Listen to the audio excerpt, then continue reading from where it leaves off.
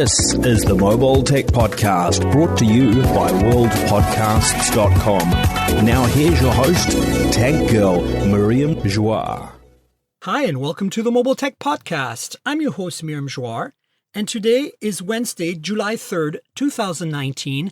My guest is Sascha Segan of PCMag. Hi, Sascha. How are you? Hi, I'm great. Ready to head out for the holiday weekend. Yeah, that's right. Holiday time. It's kind of nice because we had Pride in San Francisco this past weekend, so there's a lot of celebration going on there. And then, of course, now is the national holiday coming up. So I think a lot of people are really enjoying this little interruption of usual programming. Yeah, and it's funny because I'm constantly bouncing around the country testing 5G in various places right now. So it's nice to just have a couple of days when I know I'm not going to have to head out to whatever the latest 5G launch is. Yeah, and I actually want to pick your brain about that. But the thing I want to talk about first is this crazy news that hit Saturday. I think it was Saturday that the Huawei ban might be in some way lifted or lifting. I haven't really followed too tightly the news since then, but from my quick research, it appears that nothing has been formally confirmed, though. So do you think this is happening?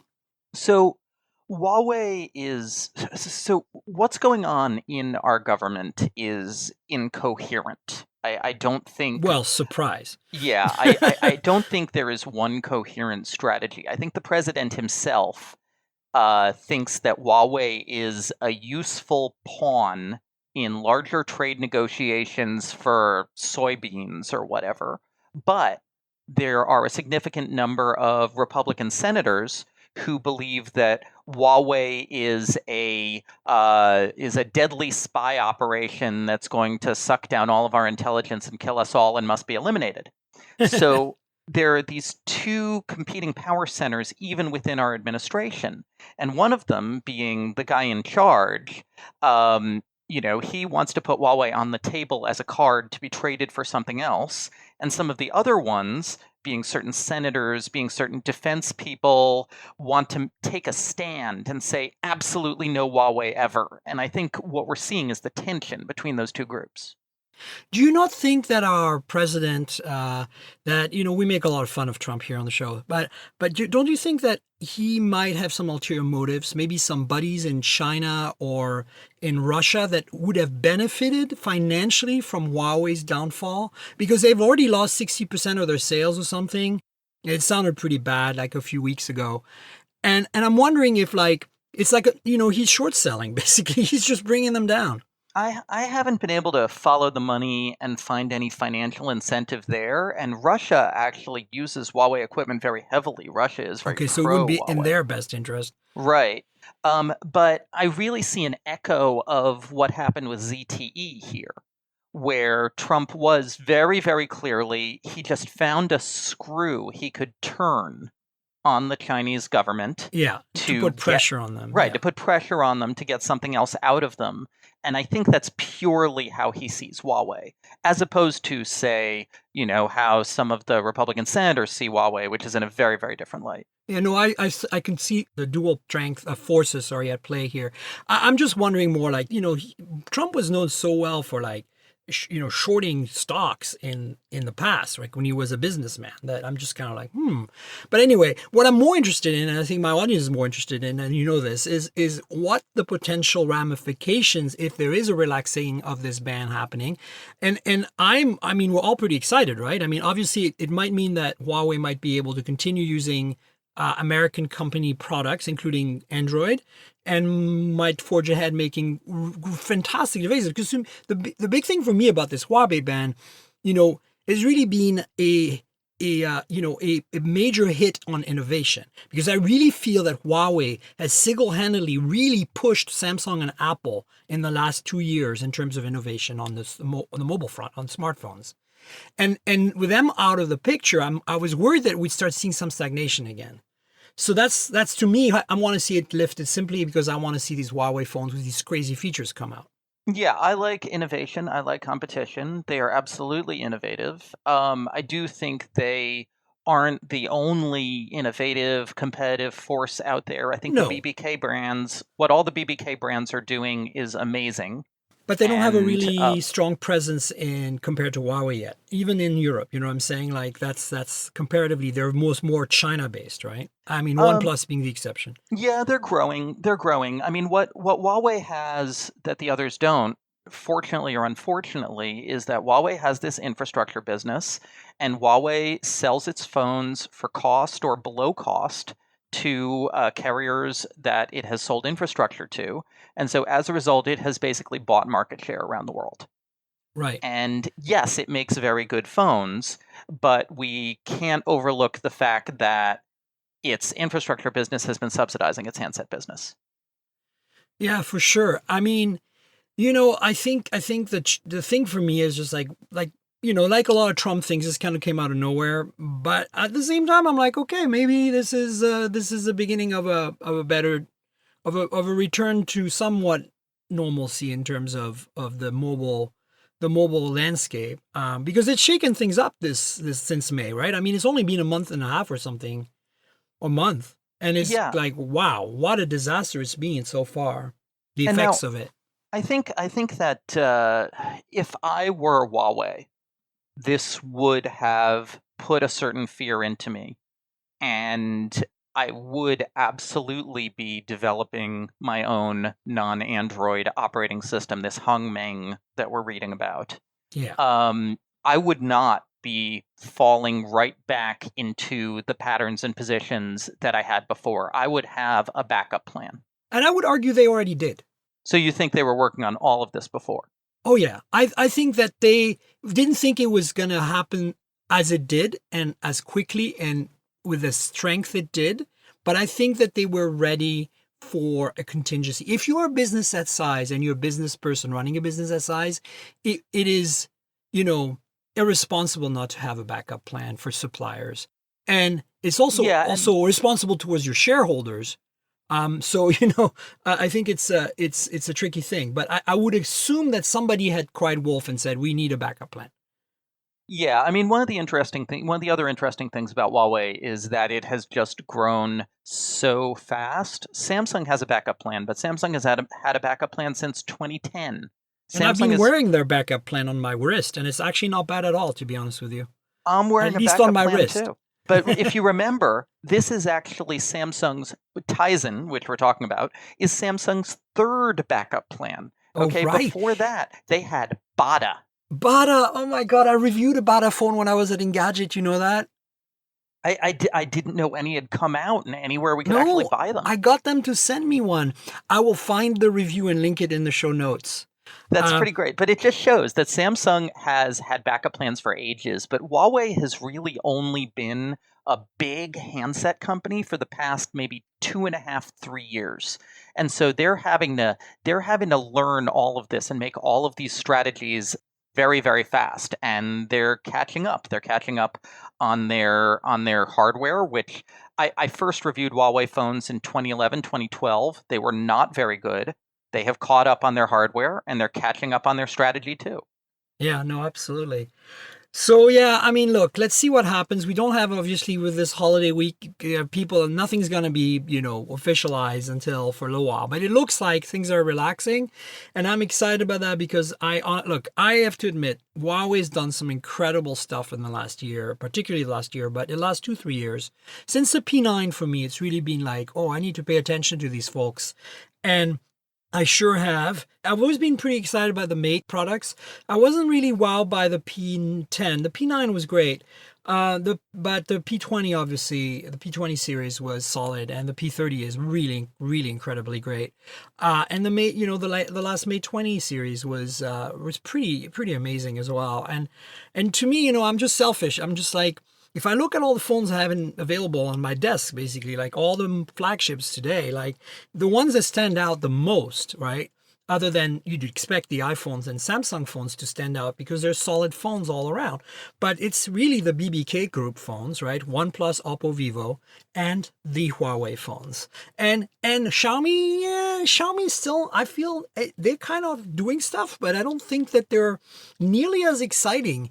There's a lot of people who want to see Xiaomi in the US. And as much as I'd like that too, competition is healthy.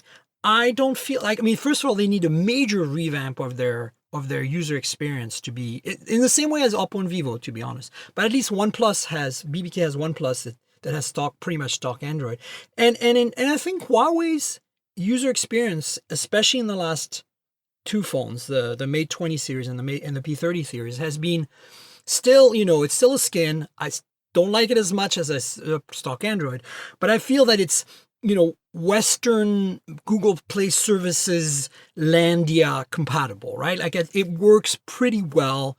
They've ironed out a lot of the things that always made me mad. There's still room for improvement, but I feel that of all the skins out there, they're pretty much like LG now. It's like annoying, but not like horrible, Yeah, as I said, Huawei is learning and changing and growing and improving very, very fast. Systematically, every 6 months, they are getting noticeably better. And as regards Xiaomi's sales pitch and Xiaomi's attraction has almost always been around decent quality for mid-range price. And they're very appealing in markets which actually have a mid-range phone market. The US essentially does not. Phones between $300 and $500 mean nothing to us. And so as a result, Xiaomi just doesn't really have a sales point for the market that we're in, as Right. opposed to India, where they pay for everything up front and every dollar matters. For sure. But I mean, still, for a while there, I was really excited about what they were doing. Like, I just recently got a Mi Mix 3 to play with, not this 5G version, the older Snapdragon 845 version that was announced in the fall. And it's a nice phone other than the user experience, which drives me crazy. But the hardware is nice, but it doesn't really feel like as special as a OnePlus 7 Pro or a P30 Pro or even a Galaxy S10 Plus, in my opinion, in terms of like this foundational solidity that you have. How much does it cost?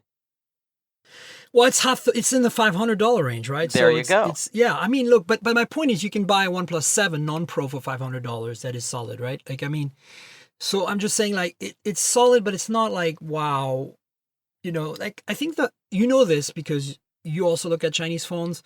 I think a lot of American customers and my listeners a lot of them are in India and other parts of the world, so they're a little more, they're not your typical audience, but I think that we know that you can buy a really great phone for $250 made by the Chinese. Like for example, it's actually interestingly Xiaomi, but it's the Redmi brand, the K20 Pro, right? Redmi K20 Pro. I mean, Snapdragon 855 pop-up camera, blah, blah, blah, all that. Now, it's plastic instead of glass, but it's $350. And, the user experience is going to be the issue on that phone. But if you could bring that with stock Android to the US, you'd decimate a phone like the Moto G7, right? So, yeah. Yeah, Pocophone F1 last year, right? But not at 350. I mean, the interesting fact of the U.S. market that we've known for ages is that, and this is a funny thing that people in other countries are just like, what? Is that everybody in the U.S. has under $250 or an infinite amount of money. That is correct. And the reason for that is our credit culture. Yep. That the U.S. is primarily a credit culture. Phones are here primarily sold on monthly payment plans of 24 to 30 months. Often they're not even paid off. They're just traded in mid-payment plan for another phone. And the people left out of that credit culture can't afford something more than $250. So that whole thriving, and it is a thriving mid-range world that's really popular in India, in Southeast Asia, even in Southern Europe. Just from an economic trends standpoint, it doesn't really exist here. And the Moto G7s that are selling are the 229 ones. They're under that 250 barrier. No, I absolutely agree with all of you saying. I'm just saying that for me, it's like, when I see what I can get in Hong Kong, with Google Play services for $200 to $300, it's even though sometimes the user experience, like the Redmi, is going to be a Xiaomi UI, blah. But when I looking at phones that are not like heavily skinned, there's a few out there in that price point. I mean, like why would you buy it? I mean, I reviewed the G7 Power. I thought it was great, particularly the power, because the battery life is insane, like 3 days. I got 3 days. I literally got 3 days. It's just like, I feel like it's a 720p phone with a Snapdragon 600. And, it's like, I feel like they have a whole different like universe of choice up there. And you're right that at that point in the US, you just go buy a Galaxy S10, you call it a day, right? I mean, you spend that kind of money and because you don't care. Or you don't buy a Galaxy S10. You end up buying a Galaxy S9 on a payment plan. Oh, right, exactly. I'm sending you a link on Skype, by the way. It's my Samsung Wave Bada phone review from Engadget. That's what it was called. I found it. I'll put it in show notes. It'll be great. Anyway, don't let that distract you, but it's for later, for later reading when you're sitting by the barbecue tomorrow or something, whatever you're doing tomorrow. So yeah, I think, look, it's interesting. I feel like we might see some of these Chinese affordable phones come in because we're starting to see it. Look, I'm just playing lately for the last 2 weeks. I've been playing with the Nubia Red Magic 3, the gaming phone, right? And I'm about to write a story for Android Police about this, about how if you take away the fact that this is a gaming phone for a second, right? It's $479. You just erase the fact that it's kind of ugly looking because it's a gaming phone. It's big and it's got like shoulder buttons and all that stuff. At the core, it's a Snapdragon 855, 8 gigs of RAM, 48 megapixel Sony IMX 586 based phone that kicks serious ass in terms of its performance and has stock Android. And you can buy this in the US. It's an officially available phone in the US. So I think we're getting there. We're getting to see some of these phones arrive. And if you don't treat this as a gaming phone, you have a pretty decent flagship that I think undercuts the OnePlus 7 Non-Pro in many ways. Because the camera is actually really sorted because it's that great Sony sensor that everybody knows how to use now. So everybody has relatively decent software for. And, nice 1080p AMOLED display. It's a 90 hertz display. It's like the OnePlus 7 Pro, but in not quad HD, but in 1080p. But looping back to the original topic here, the question is really with a lot of these companies, at what point do the companies and do any US retailers and potential offices and support say, you know what, we don't want to have to deal with this US-China enemy of the state trade war situation issue? At what point do you have executives from these companies saying, you know what, we are not going to, we don't want to be strip searched by CBP trying to get visas. We're not going to, we're not going to increase our presence in the US because we don't, we don't want to have to be, car washed by this trade war. We're happy to just do our business elsewhere. I feel like, these products are all good. They're all good products. But you have to think about the question of how easy or difficult is it for businesses in certain countries to do business in other countries, and are the governments of those countries trying to make it harder for companies to do business between them? No, you're absolutely right. And I'm not talking about the average customer here. I'm talking about my audience, right? They tend to be tech savvy, tend to buy their phones unlocked. They tend to buy them gray market if they have to. In all kinds of price scale from $100 to $1,000. So in that case, what I'm saying is for them, you look at a phone like that Nubia, it's like this phone is currently, at least in the current climate, whether it's going to stay like that, I don't know. But this is the second phone in 6 months that Nubia has launched in the US officially, and you can buy in the US and has support, and it is legit and is not gray market. And so, you're right. Will that last? I don't know. But it means to me that maybe things are changing, or maybe they're not. Maybe you're right. In a snap of a finger, it's going to be like, that the movie, The Avengers, right? It's just going to be like gone. Everything is going to be, all the Chinese stuff is going to be gone. And that's kind of what happened with Huawei a month ago. And that's, you're right. If you're a business person, that's a bad scene. You don't want to be part of that. You don't want to plan the future and have to worry about that. But I think for consumers today, you can buy these phones gray market, or in this case, and you can kind of omit the angle of like it's a gaming phone or it's a budget phone or whatever the marketing angle is, and actually get a really good experience as a primary phone. In my opinion, while the G7 Power was an excellent experience for its price point for a completely officially available phone in the US, and supported by carriers, it supports Verizon and Sprint. Yeah, I feel that it's not really that great an experience for the money when you look at Pocophone F1 or whatever, or K20 Pro from Redmi. But that's just me. And so I'm kind of like, And also Moto, right? Moto is Lenovo. How long is Moto going to be able to sell in the US?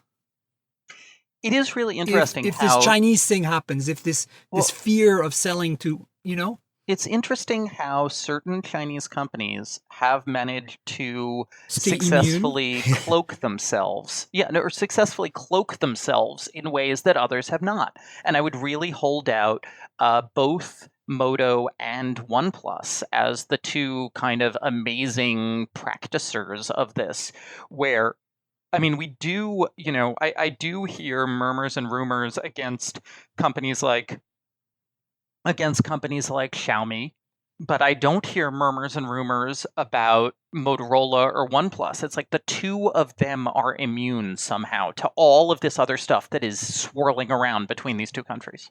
And I agree, but counterpoint would be, what if, Dumb in Chief snaps his fingers and says, I want this ban to apply to all Chinese phone makers? He's going to potentially snap his fingers and say, I want this to apply to all Chinese components and manufacturing, and then the price on everything goes up. Yeah, well, that's obviously the big risk. But look, that's what I'm saying. It's like, the bottom line is we're in a very uncertain time in terms of mobile, in terms of, availability and choices of phones. And you should be aware of that as a consumer right now, is that if you are the average American that buys everything on credit, you're going to continue buying an iPhone and a Galaxy S10 and iOS 9, as you said, because it's come down in price on a contract and call it a day. And it's not going to affect you. But those of us who are phone enthusiasts, like Sascha and I, and you listening, we need to keep an eye out, because things could change radically very quickly, as we saw in the last month. And so, on one hand, I'm feeling more positive after this, this news that our president's decided that maybe things should change for Huawei. So that let's keep an eye on that. But I want to talk now, maybe, Sascha, about your kind of parallel and related experience of this FedEx shipment that you became super famous for. Yeah, I didn't intend to start an international incident. That. This is so funny. Okay, so we needed to update the benchmarks in the Huawei P30 Pro review. And we had to send our P30 Pro back because the loan period had expired, but I knew that our UK writer had one. And we deal with him all the time. We ship stuff back and forth between PCMag US and PCMag UK all the time. So I slacked him and I was like, Adam, can you send me the P30 Pro? I need to rerun the benchmarks over here.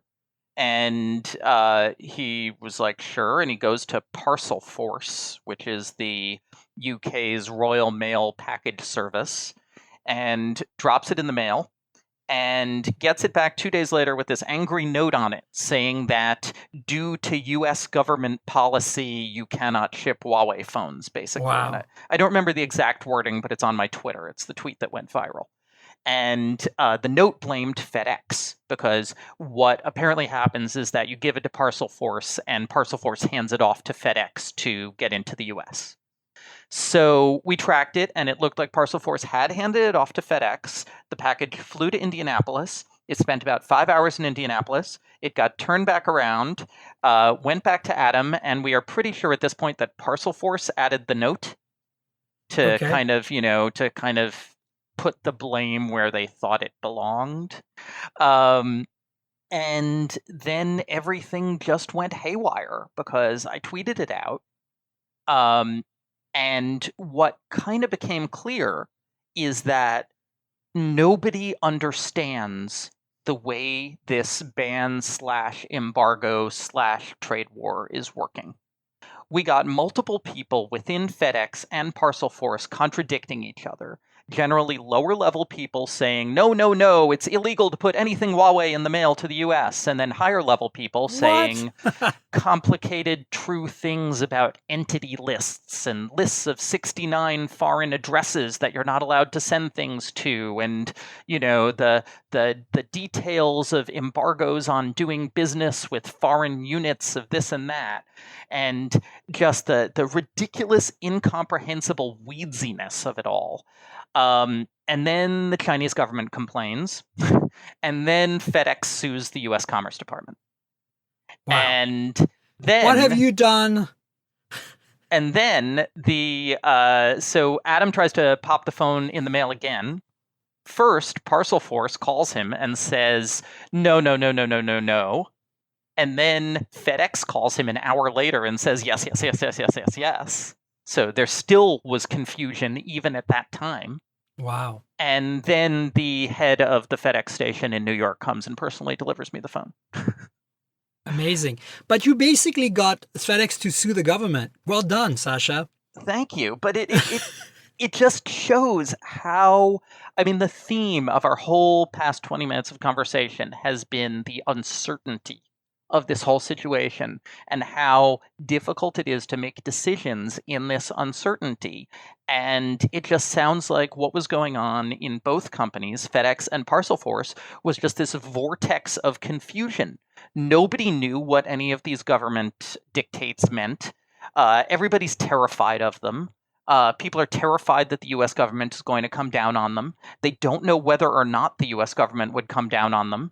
And then there's this whole backstory involving China being angry at FedEx anyway because of another parcel being misdelivered. And then China maybe wanting to use FedEx as a pawn in trade negotiations. And wow. Man, it is a mess. As I said, Sascha, what have you started? Well, it was funny because it was a slow Friday, and I was kicking around, and I got this Slack from Adam with this funny label, and I was like, yeah, it's a slow Friday. I'll post something entertaining to Twitter, and this is what happens when you shit post on Twitter, apparently. Yeah, well, you know what? I think it's important that this happened because it certainly helped kind of narrow down some of the rules so that people at least are all hopefully on the same page now, right? In terms of shipping stuff. Because Can I make clear what the rules are? I need to make clear what the rules are. Please do. This is great. This is what I need on this show. Yeah, go for it. Okay, so the actual rule is that there are 69 foreign companies that U.S. companies are not allowed to directly do business with. And that means you cannot, for instance, send packages to one of these 69 specified foreign offices. And if someone in one of these 69 offices calls up your U.S. business and says, I want to buy 10 paper clips from you, you can't sell them the 10 paper clips. But that is not in any way a ban on Huawei products. It is not a ban on mailing Huawei products between two third parties. It is not a ban on selling Huawei products that you or a third party already held. It is a ban on buying Huawei products directly from a Huawei office in China that is on the list. But that's not how a lot of people do this. So, for instance, Amazon is still selling Huawei phones. They already held them in inventory. They are Amazon, already in the US. It is perfectly legal for them to do so. Yeah. But it all got misconstrued because the whole thing is so complicated. It all got misconstrued as Huawei is banned, which is not actually what it is. Well, here you guys have it from the horse's mouth. Thanks for clarifying that, Sascha. Maybe somebody will listen at FedEx and be like, you got to record, you're going to listen to this recording. Mm-hmm. I might grab that as a snippet of audio and put it on Twitter, just to be honest. Okay. Because, that way people can have it. I did that with Vlad once. He said something absolutely hilarious, and I grabbed it as a teaser for the show. It was awesome. Well, look, you got your phone. You're doing your benchmarks. It all worked out, but somebody needed to go through this, right? It would have happened to someone else if it wasn't you, right? Yeah, that's the thing. And it probably would have happened to a bunch of people and would have kept happening because it wasn't publicized. And really, it was the publicity that made it come to a head. And so, for all we know, if this hadn't gone viral on Twitter, then you would have had all sorts of people who don't have a giant press platform grumbling and being unhappy, as opposed to the whole thing happening out in the open and basically getting figured out. Yeah. It's funny, when I was, as you remember, recently Honor launched the Honor 20 series, including the Pro, and they couldn't fly me out to the launch event in London. And as a reward, they sent me, this is before the ban took place, they sent me a pre-production Honor 20 Pro to play with, which you'll look, if you look on my YouTube, you'll see the content, and we talked about it on the podcast several times. But as soon as the ban happened, they emailed me and said, we need the phone back now.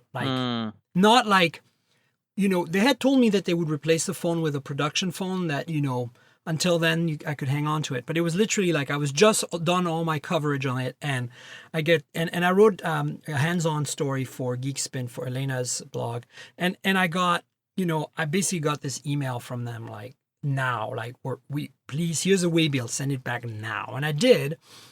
And I was like, I could feel the urgency in them. And this is not just like Honor's PR agency. They were writing my ass, but there was Honor writing my ass about it. And it's interesting that, I'm not going to name names, obviously, but you know who all these folks are. You Sascha, Uh-huh. And it's like interesting because then I said, hey, well, what about, you promised me a production device eventually. And they're like, oh, that's not happening now. Like, you're never going to get that phone. And I'm like, damn. Like, wow, they were freaking out. And this was like, the first week after the ban. And then obviously I pinged them right after this thing on Saturday. I was like, hey, so does that mean? They're like, oh yeah, it should be all right now. Yeah, because during the ban, they couldn't send, they basically could not send production phones from their head office in China to their offices in the US. Well, I told them, send it to Europe or to Hong Kong and then send it to me. Like, how hard is this? You have offices everywhere. Yeah, but if they admit they're doing that, then they get potentially accused of trying to evade the ban, and that is basically what ZTE got caught for ages ago. Oh, yeah, and right. they don't want to get in the middle of that. Yeah, no, I get it. So I want to move on to another topic, unless you have some wise last words for us, Sascha. I don't think I have any more wise last words. Wise. I don't know why I said that. Sometimes I'm French. It comes out weird. Okay. I thought it was like Huawei. Huawei. Yeah, that's right. Huawei words. Yes. Jony Ive is leaving Apple. Do you have any thoughts on that? I mean, I have some things I can say, but most importantly, I just want to cover kind of like, what do you think? Does that make a difference for Apple?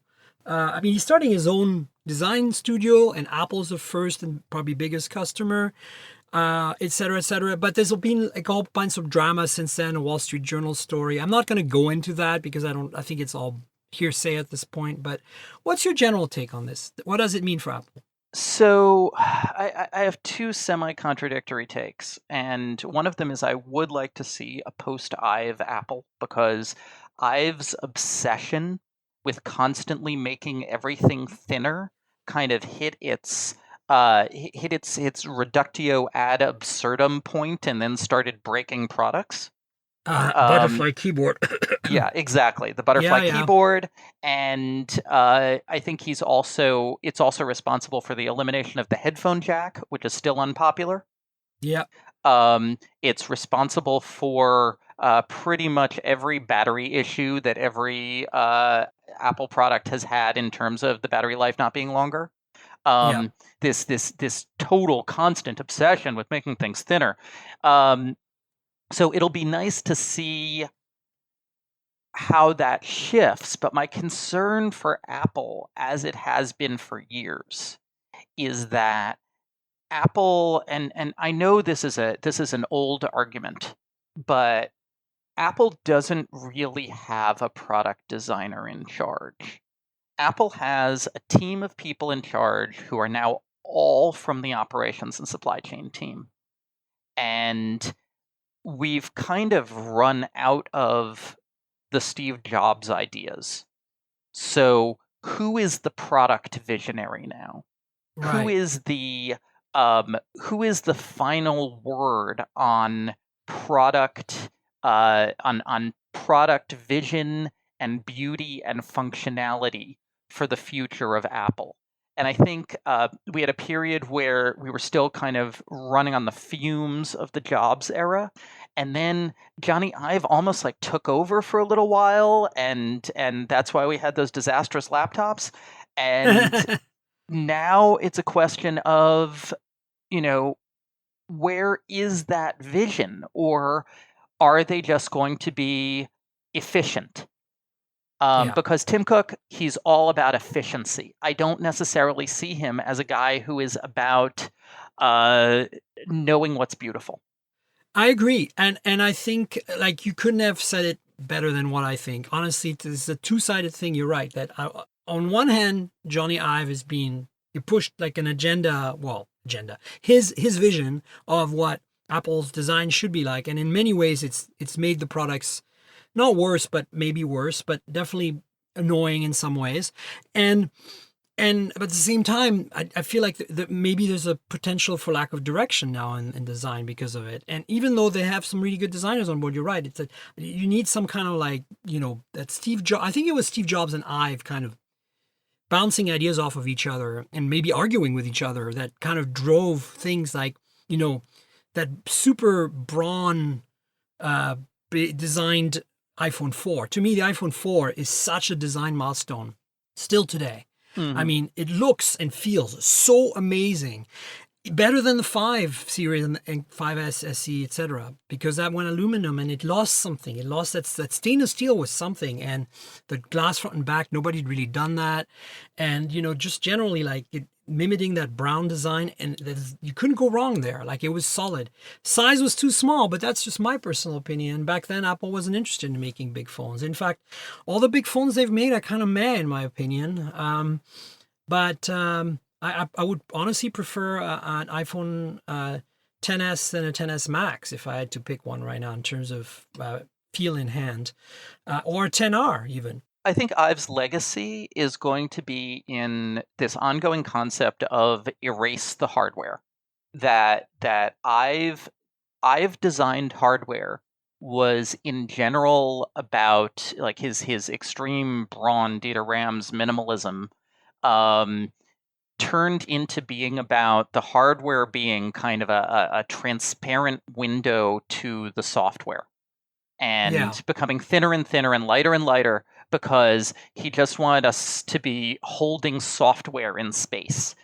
But that doesn't work, right? That doesn't work because people, it's like cars, it's like jewelry, like especially watch. I think he might have learned something when he did the Apple Watch, which I think is one of the last designs he was really heavily involved in. Mm-hmm. And I think I'm personally don't like the looks of the Apple Watch, but I do agree that in the end it ended up being a great design. And the software is heavily what drives that great design. But at the same time, I feel like, the customizability of that watch with the bands and the materials and colors available. And more importantly, if you look at phones like the OnePlus 7 Pro, the Galaxy S10, all the flagships today, having a unique, even though they're variations on the same theme of a glass and metal slab, there is enough like variation there that people are like, oh, this is I like this design better than this design. And so it still matters. And I think it should still matter. I feel that hardware, yes, might become less and less important as time moves forward and we're more and more in a software world. I mean, my Tesla Model 3 is a good example of that. It's really an iPad on wheels. And so much of it can be improved and changed with just software updates. It's really remarkable. But yet, at the core, the hardware, some people like the design, some people don't like the design. And you have color choices and you have material choices for the seats and et cetera. And so I think that you can't erase the hardware, and I think it's important. Okay, when I say erase the hardware, I mean from the consumer perception of having almost no hardware. It's incredibly difficult to make an extremely minimalist product that works well. Yes. Like it's spectacularly difficult. You can say that he intended to do it, and given the butterfly keyboards, he didn't succeed because it is that difficult I to would make actually an argue that the extremely butterfly minimalist. keyboard was in addition to being a bad design and a mistake, was unnecessary because there are so many laptops out there made by other companies today that are thin and as light as the MacBook 12-inch that I'm recording this show on right now, Mhm. that have full travel keyboards and have just the same battery life and in fact have better performance and look very similar. In fact, I would say compare the Huawei laptops like the Mhm. MateBook X Pro with the the MacBook Pro. You are looking at designs that are so similar and so similar in size that I don't see any reason why Apple wouldn't have continued using scissor keys. And so, I think that was kind of just this excess of like, let's shave a millimeter for the sake of shaving a millimeter Mhm. that they didn't need to shave. It's like that was a perfect example of how not to do this. But I would say what I want to keep my eyes out for now is it's basically whatever Apple's next product line is going to be. The apocryphal AR product, I think, is the Yeah. one that people are most wondering about. And the apocryphal AR product, okay, so Jony Ive inspired designs are going to keep going through the existing product lines for at least 4 more years. Yeah, But for this sure. apocryphal AR product, which is fresh and new and from zero, what is that going to look like? What statement is that going to make? Is that going to be a post-Ive product? I am super curious about those questions. Yeah, me too. I mean, we are all kind of waiting for somebody to crack that AR nut, right? In a sense of like, to me, look, I'll be honest with you, that I think the next logical product that we need to bring to the consumer space is a pair of smart glasses. And what I mean by Mhm. that is glasses that look normal and are very customizable in terms of look and feel, because that's a super personal thing, more probably just as much as a watch, that can superimpose some content into your real life. I'm not saying that this is something that you would game with. Like, I'm not thinking entertainment per se. That might be something you can do, but I'm thinking more like something you wear and it just points you to in the right direction when you're in a city you don't know, and you can see very subtle but very important like reminders and things. Some people are going to love that. And I'm not seeing I don't want a future where use everything you look at as an ad displayed on it. And I think Apple will definitely not make that happen. If anybody does it, they're not going to do it right that way. However, if Google does it, I can see it covered in ads. but or Facebook. But I mean, I think that to me is what I think this AR product is or should be. I don't think it should be like a HoloLens specialty product. Yeah, and Apple could call him the Eye. The eye, just the little eye. Yeah, just the Eye, the Apple Eye. Apple eye. Huh. Interesting. I mean, based on their naming convention lately, which has been really quite terrible. I mean, iPhone XS Max. Like, I want to shoot who came up with this at Apple. Epic 4G touch. I'll shoot them with a Nerf gun because I'm not a big fan of shooting people, but I just really feel like what the hell were they thinking? Like, it doesn't make any sense. It's like Max. I mean, of all the things they could have called it, they had Plus already. That was kind of awkward. Max is even worse. Pro would be okay because we were a little more used to their Pro line of products. I don't know. It's just weird. But it's also I mean, I remember you were around at the time. It also harkens back to the unfortunate days of 6 to 7 word phone names because 4 different companies had to throw their own word into them. Samsung, Sprint, Epic, 4G, Touch, Max. Samsung Galaxy S2, Epic 4G Touch. That's what it was. Thank you. Yes. Jesus. Oh, it's giving me a headache just thinking back of these days. Yeah, I mean we've been doing this for a while. So okay, so what else? That's Jony Ive. What else did you have on the list there? Well, I had related to Jony Ive. The Mac Pro is going to be made in China. It turns out, the last Mac Pro was made in the U.S. So this is kind of weird to me. I mean, no, it's not weird because in the normal universe, if there was a parallel universe where all of this madness around China hadn't happened in the last few years, of course you make that in China. But in this universe, I'm like, maybe you shouldn't make it in China because it's a specialty product, it's expensive anyway. But And, you have to deal with this weird political climate. I don't know. It's just an interesting tidbit of news that they're going to make this Mac, this computer, in China. That's all. Yeah, I mean, I do think it's interesting. And in that case, why not make it in, I don't know, Taiwan? Taiwan. Yeah, Thailand? exactly. Like it does. Exactly. Or Vietnam or something. Yeah. Weird. Exactly. There's a lot more electronics manufacturing now coming to Thailand and Vietnam because of low labor costs and because they are relatively politically uncontroversial countries. Exactly. But anyway, I just want to mention it because in case you didn't catch the news, this is weird and it's kind of in line with everything else we've been talking about. But moving on to something that I think is more interesting to you and me, Sascha, and this is kind of something I want to spend 10 minutes on, maybe 15 minutes on. It's generally the state of 5G in the US, but mostly like because you recently posted an article written by you where you were testing T-Mobile's 5G specifically in New York City specifically. And I am a T-Mobile customer. And last week on the show, we talked about the T-Mobile 5G announcement. Mm-hmm. And so you could give us what your thoughts are. Is it good? Yeah, so T-Mobile has a very funny, very inconsistent set of 5G builds that it's experimenting with. And you have to understand, all of the 5G right now out there is basically experimental. It's super bleeding edge. None of the devices really work properly. We found out this week that basically all of the early millimeter wave phones are overheating during the summer. Of course. The builds are all spotty and incomplete. All the base stations are getting new software upgrades every 2 weeks that radically debug them or change their potential. It is way, way, way too early for anyone except extreme enthusiasts to pay attention to this, but we are extreme enthusiasts. That's why I'm talking about it. I know that I would never recommend anybody out there buy 5G right now at all. But I just, because they announced it and you tested it, I was just like, well, I know you played with Verizon 5G where you were in Chicago. Have you played with AT&T 5G? They had a thing in LA recently. I messed with AT&T 5G a little in Dallas, but what T-Mobile in New York really showed me is what it takes to cover a city with millimeter wave. It's insane, right? It's like basically every lamppost. It is, well, in the case of T-Mobile, it is every 2 to 3 blocks. Wow. And what happened with T-Mobile is T-Mobile had this really fascinating, unique existing situation in New York City, where T-Mobile already had a cell site every 2 to 3 blocks because of a weird legacy fact from the 1990s. And let me take you back to the past. want to hear that legacy fact because this is what we talk about on this show. So Please do not spare us the legacy fact. Okay, so T-Mobile is the merger of two 1990s cell phone companies called OmniPoint and VoiceStream.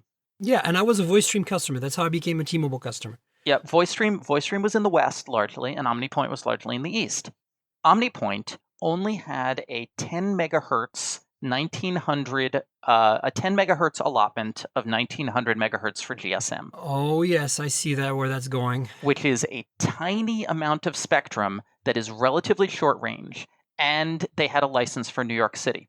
So the only way they could provide voice services in the 90s was to chop the entire city up into tiny, tiny cells and install a GSM cell site every 2 blocks to serve OmniPoint. And it basically worked. They had great spectrum reuse across their small cell network in Manhattan, and OmniPoint existed, and then it merged into T-Mobile, and T-Mobile finds itself 20 years later with a huge number of New York City cell sites and this great, great density that it's had for 20 years.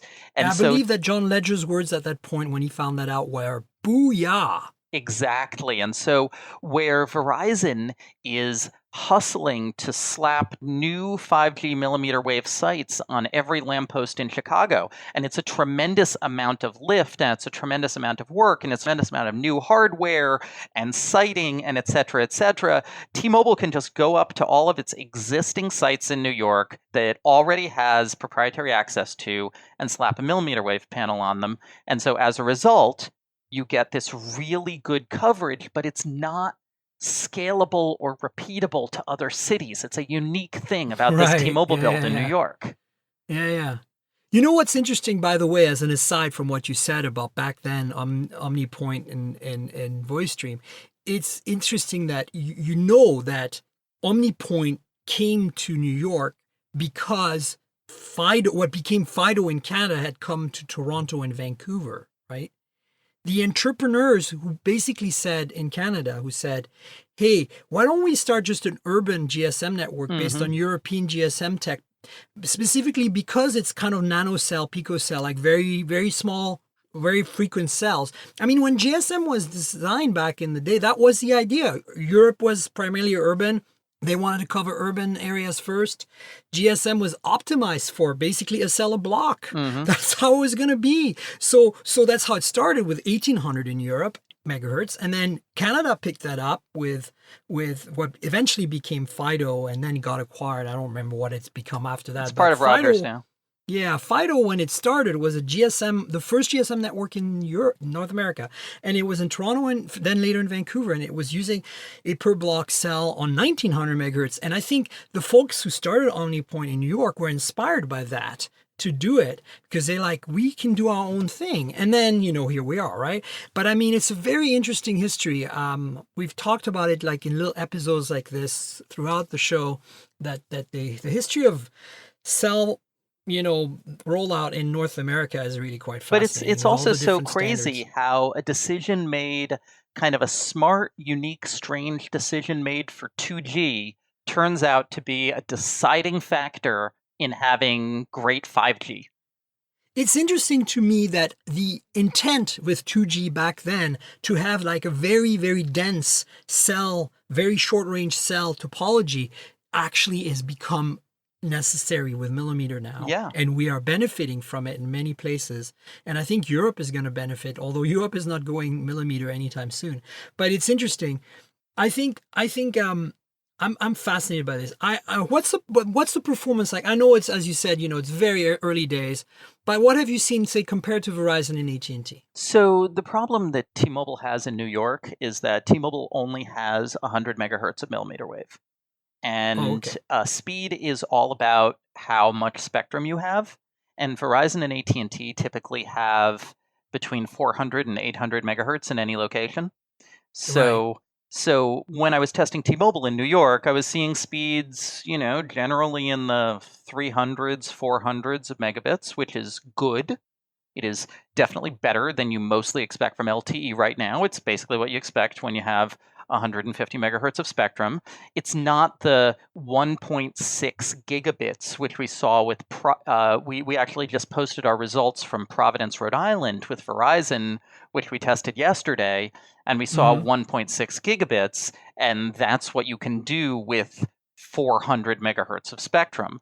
And now, T-Mobile has 400 megahertz in Cleveland, oddly enough, and I am curious what the performance would be there. But it's entirely down to, I was explaining this to somebody else recently, that 5G isn't magic. It's hertz on hertz. It is not that much more efficient than 4G. What it just enables is the ability to use much larger channel sizes and a lot more spectrum. But you have to have the lot more spectrum to be able to make that difference. And it's the same reason why, as an aside, in IoT and mobile to mobile, we've seen a push away from 2G into 4G LTE when the data speeds and the data throughputs required are extremely low. Like I need to send the temperature from a base station to a cloud service every hour, like a single temperature. Like that's like 2 bytes, right? Like, why would you need 4G LTE? Well, it turns out that's more efficient because you have a very short burst of super high speed data that contains all of it. That's it. You never have to worry about it broken down over time. But right? we're also there's another factor in terms of network design that's coming into play, which is we are about to move into a world of DSS, dynamic spectrum sharing. Exactly. And that is going to be the carriers. So it turns out that part of the 5G spec is that 5G and 4G can share the same band and dynamically change how much of that band they use. But 5G cannot share that with 2G. 2G has to be off in its own lane. So because it's dirty. I mean, comparatively, right? Right. So by switching a lot of these devices to 4G, they can then coexist with a 5G network The around 5G them entry, for other yeah, right. devices. All I was just trying to point out is that if you're like, say, at the airport and you're trying to download that movie before you get on the plane, right? Mm-hmm. Like if you're on 4G, you need kind of some relatively sustained transfer speeds at those 4G speeds to get that movie in a timely manner. With 5G, it might take you just as long to get the movie, but if you look at how the transmission is happening, it's just bursts, right? It finds, like, it might not have a continuous, really good signal, but on those bursts where it gets a good signal, it can send so much more data that the end result is the same amount of time to download, potentially, because you have maybe a weak 5G signal. But at the same time, you get your data, right? You get it in fast bursts every now and then versus having a required continuous solid signal for a longer time. It is interesting and important that you mention airports, because I also think a lot of people, when they lament how difficult it is to create millimeter wave coverage, and how could you possibly have a big network with cells that only have a 600-foot radius, and they do only have a 600-foot radius, that you're missing things like in the eventual future, the target of millimeter wave is going to be places like airports, and the cells are going to be inside on the concourse, pointing 600 feet down the concourse of the airport. That's where millimeter wave will be strongest. It isn't really designed to blanket entire metro areas. At the shopping mall. Yeah, at the shopping mall, on the college campus, at the sports stadium, in the government offices, places. And if you think about it, it makes sense. Those are high density places. Exactly. It's places, or at most cities have a park or a square which tends to be absolutely full of people. Those kinds of places are where millimeter wave happens. The U.S. carriers are hammering on millimeter wave right now because they, except for Sprint, they currently have no mid-band strategy. And that's a huge gap in the U.S. 5G play right now, because mid-band is what is and should cover most of the areas with 5G. So are you saying that when you say mid-band, you mean sub-6? Yeah, I mean sub-6, and I think in the 5G world, I think what we're specifically, primarily what we refer to in the US as C-band. Right, yeah. It's interesting because, so you're saying T-Mobile right now doesn't have any sub-6 rollout of any kind. I mean, it's probably planned, Well, right? T-Mobile has a very, very sub-6 rollout, and that T-Mobile... T-Mobile has what's going to be probably 30 to 60 megahertz of 600. I was going to say the 600 megahertz band, yeah. Yeah, but that's not going to be a transformative change over 4G, just because there is not very much of it. Yeah, I know, and not only that, but I mean, the speeds are not going to be quite as good on that as you can on millimeter, obviously. But it's going to be helpful in rural areas. 600 will reach quite far, so it's going to be good for that. Yes and no. I mean, the thing is, it'll be a 30 to 40% lift over 4G 600. Yeah. Just because there's not a lot more, because it's not more megahertz. It's not a wider you can't channel. Squeeze more in there yet until we come out with better coding techniques. Yeah. But it's interesting. I think that I'm excited that they have it in LA, T-Mobile, and I'm hoping it comes to Seattle soon. Simply because those are two markets that are kind of relatively close distance to both my residences in terms of being able to test and try it out. But I told the T-Mobile folks, I was like, if you can hook me up with a device at some point, I'd be happy to go down there and test it. I mean, I want to do more testing of the Sprint mid-band rollouts, because as I said, I do think mid-band is the sweet spot for covering entire cities.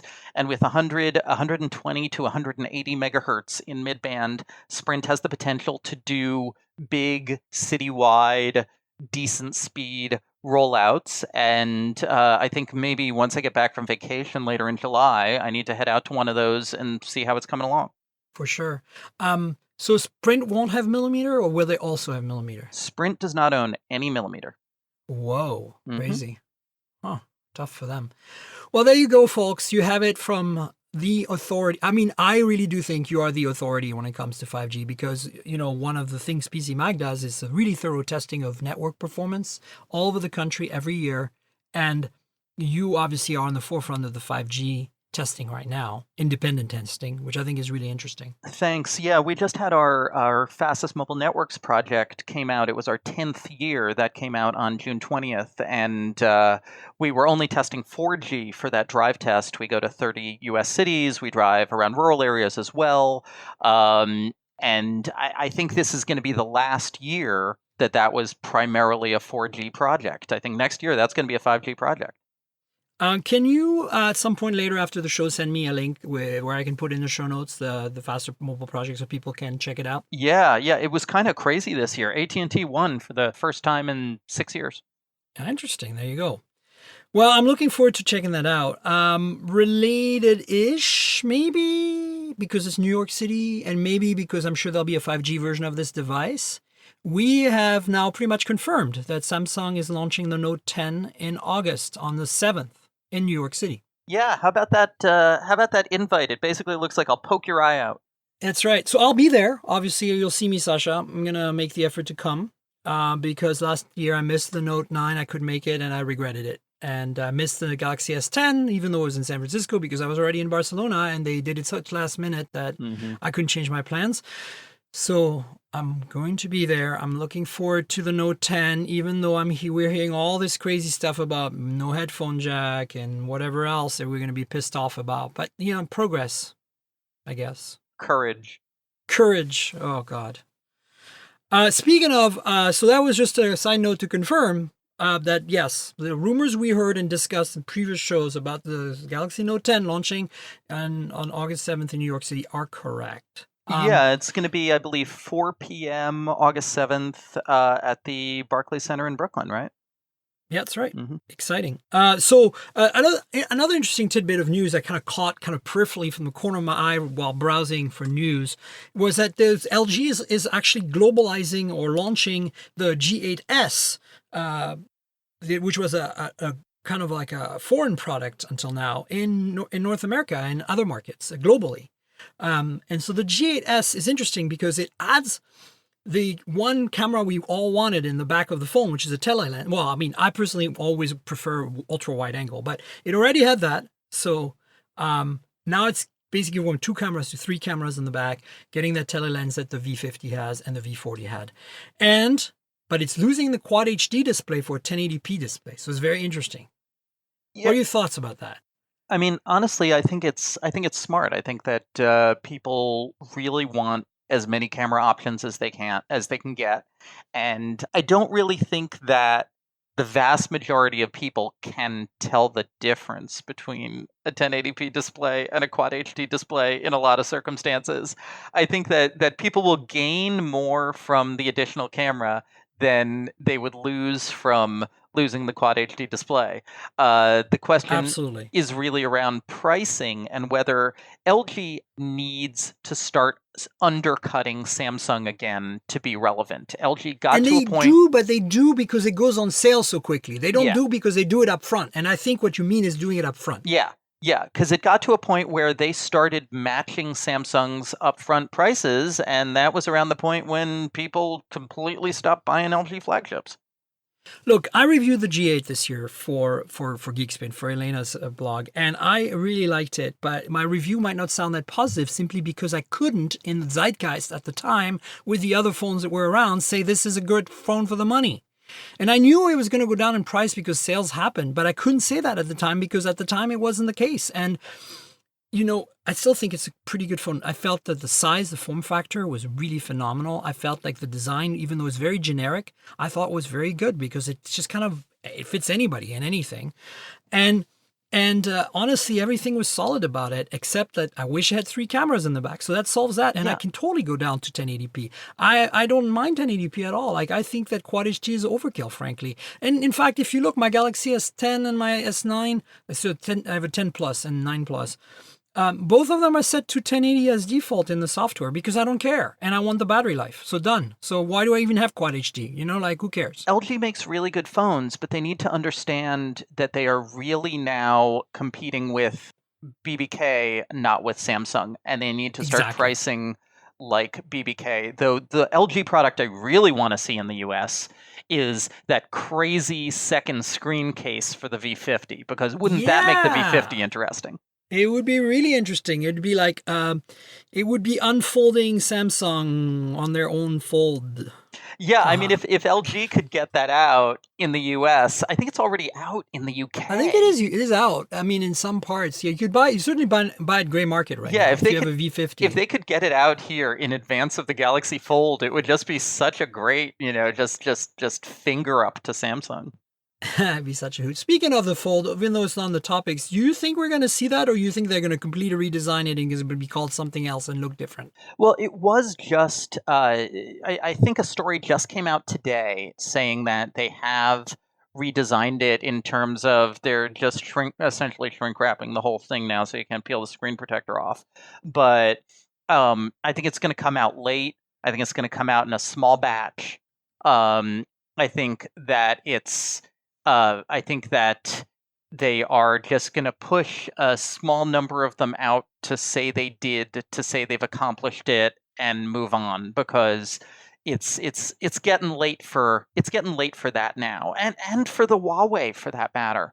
Huawei's answer to the Mate X is delayed, right? Yeah, the Mate X was delayed officially. Yeah. Yeah. So nobody can do mass quantity, properly functioning folding phones yet. They all jumped the gun on that. I agree. Well, I'm just curious because, like there's been some news floating around and I think you're right. They're going to launch it. It's going to be pretty similar to what we saw. They're going to fix some of the technical issues they had and it's going to be buried. They're going to bury it. Yep. They're going to basically just launch it from the corner. It's out. We did it. And then, let's move on. Oh, here's the next shiny, like the next day they'll be like, oh, look, this is what we're working on next. Mm-hmm. And maybe they'll even show that at the Note 10 event. Wouldn't that be hilarious if they show their next folding phone before they've even launched their first folding phone? No, I think what's going to happen at the Note 10 event is that they're going to, I think at the Note 10 event, reveal the fold. They will. Well, they'll put the Fold on sale essentially. That's what at I'm the saying. Note 10 event, and they'll let it be eclipsed by the Note 10. Exactly. Yeah. Totally bury it. Yeah. Lovely. Oh man, Samsung. You'd think they would have learned from how, like, I know it was a much bigger issue, but the Note 7 on fire issue, but the way they handled that was so bad. And I think the way they handled Fold wasn't much better. A little bit better, but not much. I mean, yeah, I don't know. I mean, Samsung seems to have an ongoing issue with not being able to. Apple says 1,000 no's to every yes. Maybe Samsung needs a few more no's in the process. Yeah, no, for sure. Well, listen, we should wrap it up. Thanks for being on the show. I want you to tell the world where they can find you. Your social media handles, of course. You write for PCMag. Maybe you want to pimp a specific URL or something. Let people know where they can find you. Yeah, absolutely. I'm at PCMag.com, and one way you can track what I'm doing is on our Race to 5G page at PCMag.com/5G, where you'll find all of our 5G coverage and this really fun little horse race tracker showing how far the US carriers have come in their move towards 5G. So PCMag.com/5G, and it's called Race to 5G. And then my primary social media is Twitter. I love interacting with people on Twitter. I am, frequently interacting with my colleagues and vendors, and that's where I can put out. I put out a lot of my latest coverage, and that's just Sascha Segan on Twitter. You can put how to spell my name in the show notes. Yeah, no problem. We will do that. Yeah, you guys should absolutely follow Sascha. I mean, it's kind of critical that you follow Sascha. In fact, he's been around for so long, and I learned so much from being, friends with him and colleagues. And we weren't colleagues in the same company, but colleagues as journalists. And hopefully, you feel the same way. I don't know. No, absolutely. I mean, you're an icon in this industry, Miriam. You are. Oh, thank you, Sascha. There's a relatively small group of people who I feel are some of the pillars that mobile tech still revolves around, and you are one of those pillars. Thank you so much. And I feel the same about you, honestly. Seriously, like I think that, you kind of specialize in areas where I don't have quite the same, experience and visibility. Like the whole network side is really, really amazing. Like what a, good understanding you had. I'd completely forgotten the name of the company in New York City that merged into T-Mobile, for example. So you see, there you go.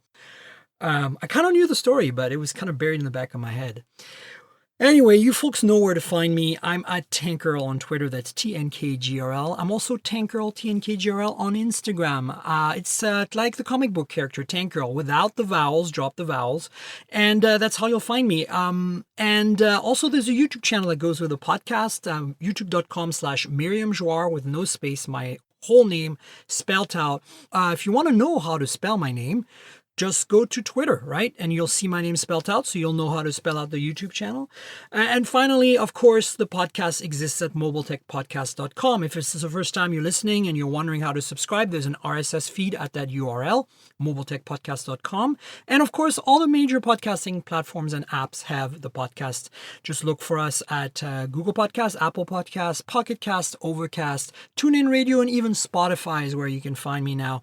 So no excuses. Hopefully you subscribe. Subscribe to the YouTube channel as well. Tell your friends about the podcast and channel. Like the videos and all that good stuff. Interact with me in the comments on YouTube. Interact with me on Twitter for comments on the show here, etc., etc. I also want to thank our sponsor, Audible. Audible.com is the platform for audiobooks. If you love audiobooks, if you like books, but maybe I always use this example, but you're a delivery driver and you can't read physically a paper or e-paper display, listen to the books instead. And Audible gets you hooked up there. With lots of choice, lots of selection. Some of the authors read their own books, which I think is fantastic. Mobile Tech Podcast has a special deal for you. So if you're not yet an Audible subscriber, you can get a 30-day free trial and a free book out of it. And the URL for that is in the show notes. It's audibletrial.com/mobiletech. That's audibletrial.com/mobiletech. Again, I want to thank Audible for being a longtime sponsor. They are really the best platform for audiobooks. Check them out. If you like books, you ought yourself to give it a try for 30 days and a free book. And Sascha, thanks again for being on the show. Super awesome. Thanks for having me. I'd love to come back on when we've got a little more 5G around to talk about. I think we will do that. Probably in the fall, maybe. Let's see how it goes. Maybe not. If not in the spring, I'll definitely have you on. It's not your first time on the show anyway, so you'll be back. Yes, I will.